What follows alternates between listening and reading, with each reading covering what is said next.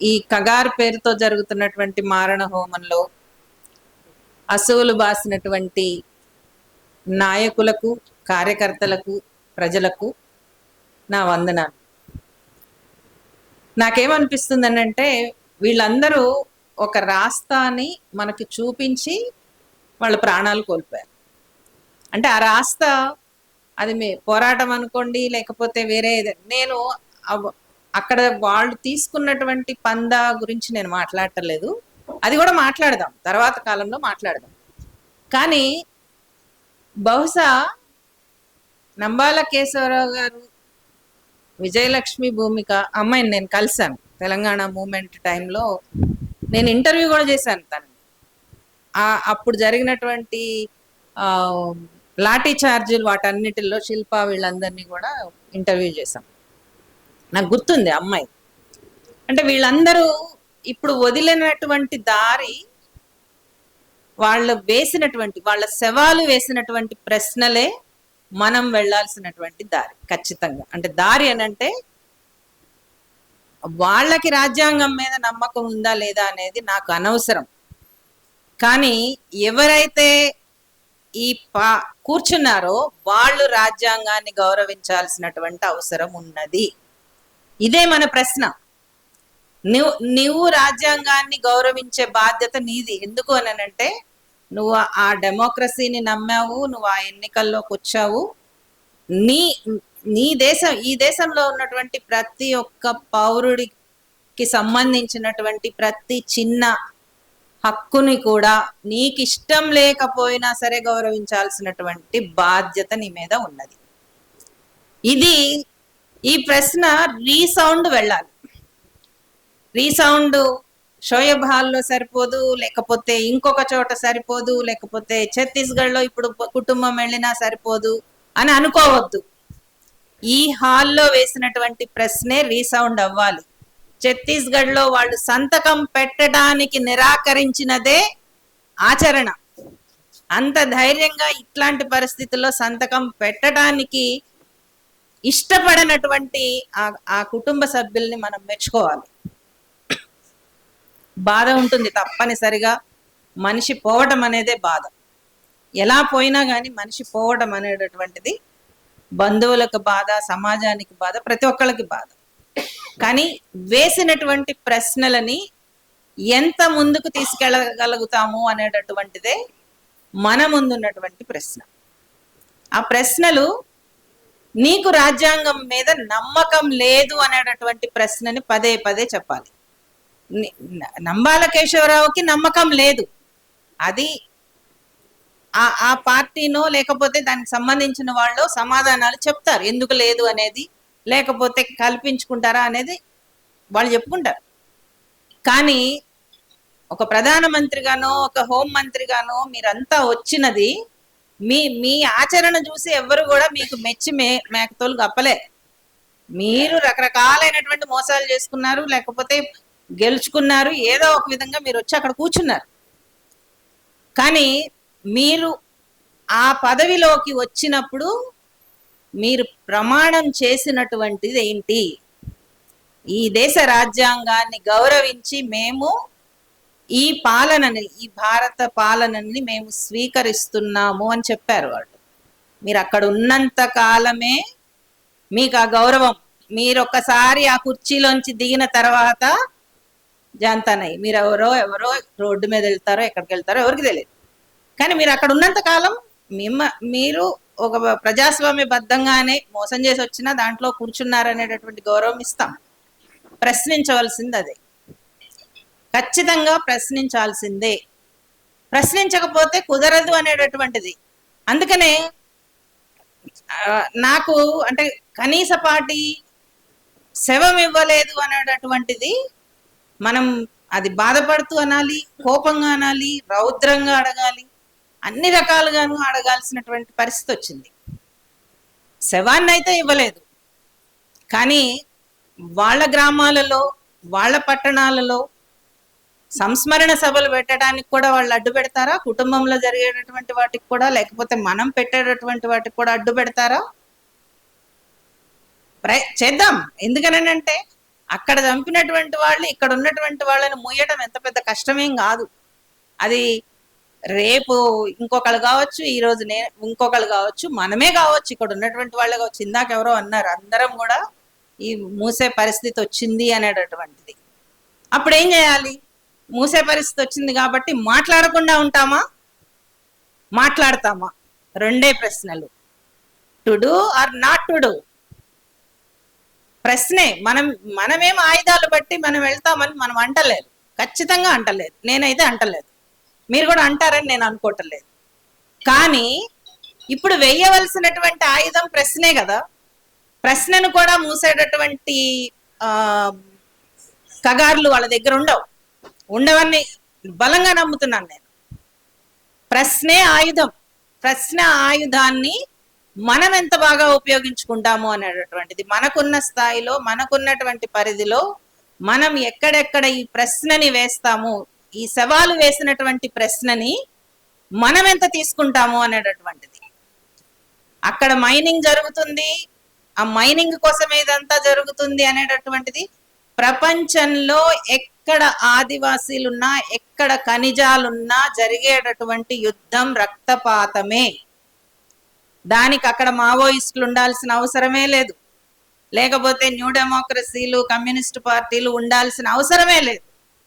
ఎక్కడ ఖనిజ సంపద ఉంటే అక్కడ రక్తపాతము బీభత్సంగా జరుగుతుంది. చరిత్ర అది, వర్తమాన చరిత్ర. బస్తర్ ఒక్కటే కాదు, సియారోలియన్ అనే ఒక చిన్న దేశము, తిప్పి కొడితే బాగ్లింగం పల్లంత కూడా ఉండదు నిజం చెప్పాలి అనంటే. అంత చిన్న దేశంలో బంగారం ఉంది, వాళ్ళు బతికే చోట బంగారం ఉంది. ఆ బంగారం కోసం చేసేటటువంటి బీభత్సం వింటే బంగారం ఎవరు పెట్టుకోరు అసలు. అసహ్యం వేస్తుంది బంగారం. ఎందుకనంటే ఆ బంగారాన్ని తవ్వటం కోసము అక్కడ జరిగేటటువంటి మారణ హోమము మామూలు మారణ హోమం కాదు.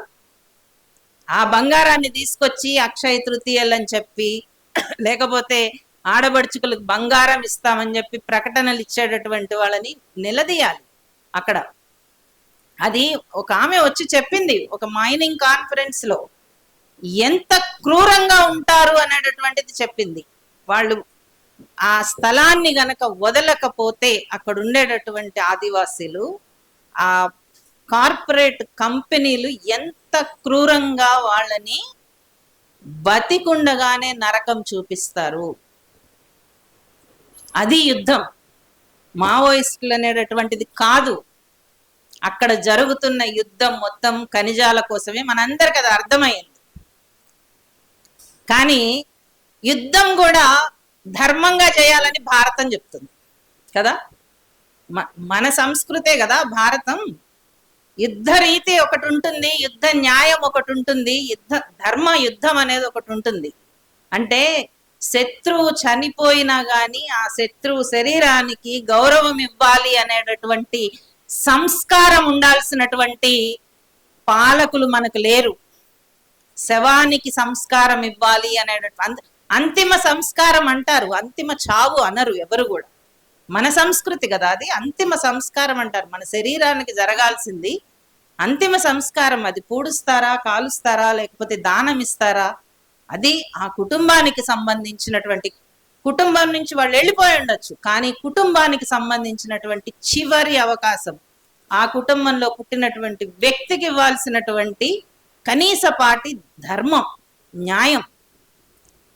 ఇంత చిందరవందరైనటువంటి శరీరాన్ని నువ్వు ఇస్తున్నప్పుడు నీకు ఆ మాత్రం కూడా ఇంగిత జ్ఞానం అంటారు దాన్ని. ఇంగిత జ్ఞానం లేనటువంటి 2 తెలుగు రాష్ట్రాల ముఖ్యమంత్రులు సిగ్గుపడాలి. మీరు సిగ్గుపడటం కూడా మామూలు సిగ్గుపడటం కాదు. రేవంత్ రెడ్డి గారికి ఇప్పుడు ఏంటి, ఇక్కడ జరుగుతున్నవి అందాల పోటీలు జరుగుతున్నాయి.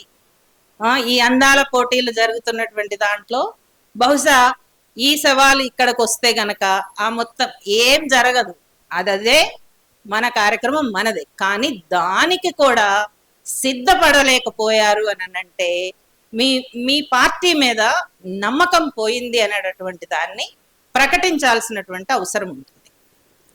మాటలొద్దు, కొన్ని కొన్ని సందర్భాలు వచ్చినప్పుడు నిలబడేటటువంటిదే మనిషి తత్వం. ఈ మార్గం నీకు అంగీకార యోగ్యం కాదు, ఖచ్చితంగా అందరికీ ఆ రకమైనటువంటి భిన్నాభిప్రాయం ఉండొచ్చు. కానీ ఈ రాష్ట్ర ముఖ్యమంత్రిగా రేవంత్ రెడ్డి గారు మీరు ఎందుకని చెప్పి ఇక్కడికి రావాల్సినటువంటి 2 మృతదేహాలని ఎందుకు అడ్డుకున్నారు? ఏం ఏం భయం మీకు వచ్చిన భయం ఏంటి? ఆ కుటుంబాలు ఏమన్నా మీ సింహాసనం అడిగారా? మీరు కూర్చున్నటువంటి ముఖ్యమంత్రి పదవి అడిగారా? లేకపోతే మిమ్మల్ని వచ్చి ఆ అంతిమ సంస్కారంలో పాల్గొనమన్నారా? అవసరం లేదు, మీరు అవసరం లేదు అసలు. కానీ మీరు చెయ్యగలిగినటువంటి పని ఏంటంటే రానివ్వకపోవటం అనే దానికి సిగ్గుపడండి. రెండోది, మనం ఇంత చట్టాలు సురేష్ చెప్పారు, రఘునాథ్ చెప్పారు, మొత్తం అంతా మన చట్టాలలో మనం తెచ్చుకున్నటువంటి దాంట్లో పవర్ఫుల్ అయినటువంటి ఎన్కౌంటర్స్ జరిగినప్పుడు సుప్రీం కోర్టు ఇచ్చినటువంటి ఆదేశాలు ఉన్నాయి, పియుసిఎల్ కేసులో ఇచ్చినటువంటి ఆదేశాలు ఉన్నాయి. ఆ ఒక్క దాన్ని పట్టుకుని మనం ఈరోజు ఉన్నత న్యాయస్థానాల చేసినా వాళ్ళు చెయ్యకపోయినా సరే వెళ్లాల్సినటువంటి అవసరం ఉంది. ఆ వెళ్తామని చెప్పినందుకు సురేష్ అందరికి కూడా ధన్యవాదాలు. వెళ్ళాలి, తప్పనిసరిగా వెళ్లాల్సినటువంటి అవసరం ఉంది. ఈ సుప్రీం కోర్టు ఇచ్చినటువంటి ఆదేశాలు ఉన్నాయి. శవాలని భద్రపరచడం అనేటటువంటిది మొట్టమొదటిది. ఈరోజు అక్కడ చెప్పినటువంటి వాళ్ళు శవాలు డీకంపోజ్ అయిపోయాయి, పురుగులు పట్టిపోయాయి, అంటువ్యాధులు వస్తున్నారు అని అంటే ఆ చెప్పినటువంటి వాళ్ళందరినీ కూడా అరెస్ట్ చేయాల్సినటువంటి బాధ్యత ప్రభుత్వం మీదే ఉంటది. నువ్వెందుకు భద్రపరచలేదు అంటే, ఇన్ని సంవత్సరాల నుంచి నేను చాలా కథనాలు ఛత్తీస్గఢ్ వైపు నుంచి వస్తున్నటువంటి కథనాలను చాలా చదివాం. మనకి ఎన్కౌంటర్లు కొత్త కాదు కదా. ప్రతి ఎన్కౌంటర్ కథలోను, పద్మ రాసినటువంటి కథల్లో కూడా ప్రతి చోట కూడా అక్కడ ఛత్తీస్గఢ్లో ముఖ్యంగా ఒరిస్సా కానీ ఛత్తీస్గఢ్ ప్రాంతాల్లో మార్చురీలలో ఫ్రీజర్లు లేవు. నీకు ఇన్ని బలగాలను పెట్టడానికి కోట్లాది డబ్బులున్నాయే, శవాల్ని భద్రపరిచే ఫ్రీజర్లు లేవా? అదే ప్రశ్న అడుగుదాం. ఎందుకు అడగద్దు? అదేమన్నా చిన్న ప్రశ్న? శవం ఇవ్వకపోవటమే ప్రశ్న కాదు, శవాన్ని భద్రపరచకపోవటం కూడా నీ తప్పే. ఆ శవం మావోయిస్టు శవమే అవ్వాల్సిన అవసరం లేదు, సామాన్యమైనటువంటి ఆదివాసీ శవమైనా సరే ఒకటే. ఇవి ప్రశ్నలు మనకి, ప్రతి ఒక్కటి ప్రశ్నే. బంధువులని బెదిరించడం ప్రశ్న, శవం ఇవ్వకపోవటం ప్రశ్న, అంతిమ సంస్కారం గౌరవంగా చేయకపోవటం ప్రశ్న, నీ ఆదేశాలని నువ్వు ఉల్లంఘించడమే ప్రశ్న. నీకు హక్కు లేదు, ఇంకొక శరీరాన్ని దహనం చేసే హక్కు, నీకు చంపే హక్కు లేదని ఎప్పటి నుంచో చెప్తున్నావు. నువ్వు దాన్ని వైలేట్ చేస్తున్నావు. కానీ శరీరం కుటుంబానికి సంబంధించినటువంటి ఆస్తి, ఖచ్చితంగా కుటుంబానికి మాత్రమే సంబంధించినటువంటిది. ఆ కుటుంబ హక్కుని మీరు వైలేట్ చేశారు అనేటటువంటిది మనం పదే పదే పదే పదే పదే పదే పదే మాట్లాడకపోతే గనక రేపు మన సవాలు కూడా మన కుటుంబాలకు దక్కవు. ఆ రోజు 75లో భూమయ్య కిష్టగౌడ్కి చేశారు వాళ్ళు, రాజ్యాంగ పరంగా ఉరి తీశారు, కుటుంబాలకి శవాలను ఇవ్వలేదు. అప్పుడు కూడా ప్రశ్నిస్తూనే ఉన్నారు, అప్పటి నుంచి ప్రశ్నించారు. ఇప్పుడు ఇక్కడ వరకు వచ్చింది అంటే ఆ ప్రశ్నలని ఎన్ని రకాలైనటువంటి వైలేషన్స్ జరిగాయో అన్ని రకాలైనటువంటి వైలేషన్స్ ని ముందుకు తీసుకెళ్ళటానికి మనం ఎంత సిద్ధంగా ఉన్నాము, ఇది చాలా పెద్ద ప్రశ్న. నాకు ప్రశ్న చిన్నదా పెద్దదా అనేది అనవసరం నాకు, కానీ ప్రశ్నించడానికి మనం సిద్ధంగా ఉన్నామా లేదా అనేటటువంటిది ముఖ్యం. అయిపోయింది, చంపారు, ఇవ్వలేదు, ఆ కథ అక్కడతో ముగిసింది. కానీ ఆ శవాలు ఆ రూపంలో ఉండేటటువంటి చనిపోయినటువంటి వాళ్ళందరూ కూడా మనకి వాళ్ళ చావు ద్వారా కూడా కొన్ని ప్రశ్నలు నేర్పించి వెళ్ళారు.